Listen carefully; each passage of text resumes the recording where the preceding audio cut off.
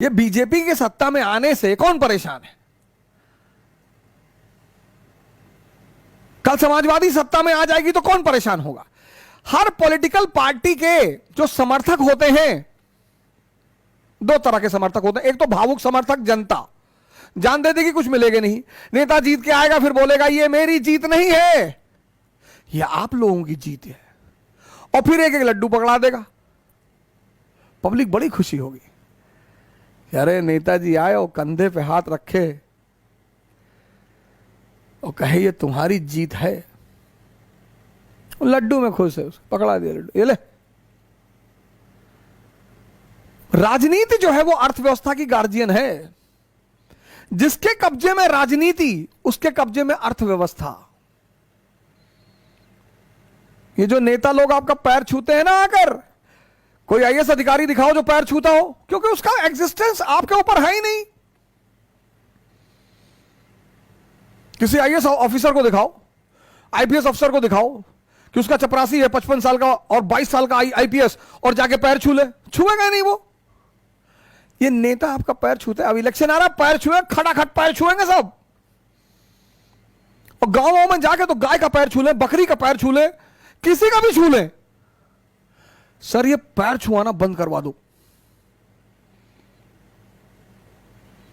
इतना पैसा आता है ना, 5 करोड़ तो सांसद निधि आती है, वो तो इनके लिए चाय पानी के लिए है, 25 करोड़ 5 साल में। बाकी तो ये अरबों रुपए का धंधा करते हैं। ये 100 करोड़ 200 करोड़ 300 करोड़ 400 करोड़ जो इलेक्शन में लगाते हैं ना सर, तो 1000 करोड़ 1500 करोड़ 2000 करोड़ कमाते हैं। तब तुम वीडियो खींच के डालते हो, गोंडा की शहरों पर सड़कों पर पानी का भराव भरेगा ही। जब तक इस देश की जनता पैसा लेकर वोट देगी, शराब लेकर वोट देगी, तब तक इस देश में नेता कभी अच्छा होगा ही नहीं, होगा ही नहीं। क्योंकि जो अच्छे लोग हैं उनके पास पैसा ही नहीं है। कलाम साहब, उनके पास कहां पैसा है?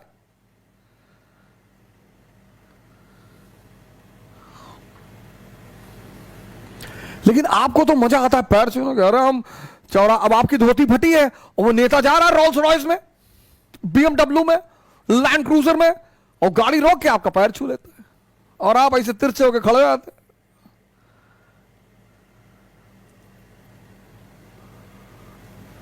वो पैर छूता ही है पैर खींचने के लिए।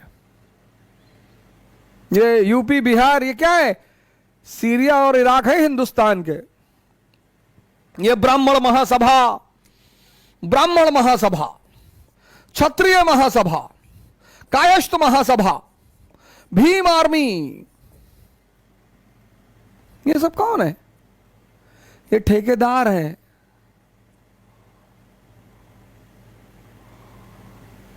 ये ठेकेदार हैं, ठेकेदार।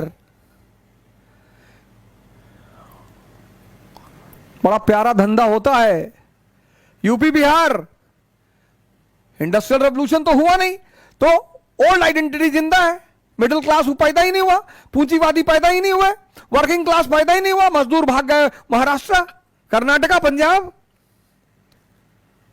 तो इन राज्यों में क्या है? पुरानी आइडेंटिटी, हम ब्राह्मण, तुम क्षत्रिय, वो शूद्र। तो ब्राह्मण महासभा, ब्राह्मण महासभा,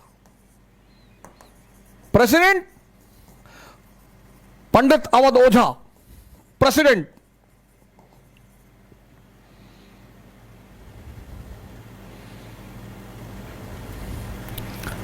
अब यूपी के ब्राह्मण वोट चाहिए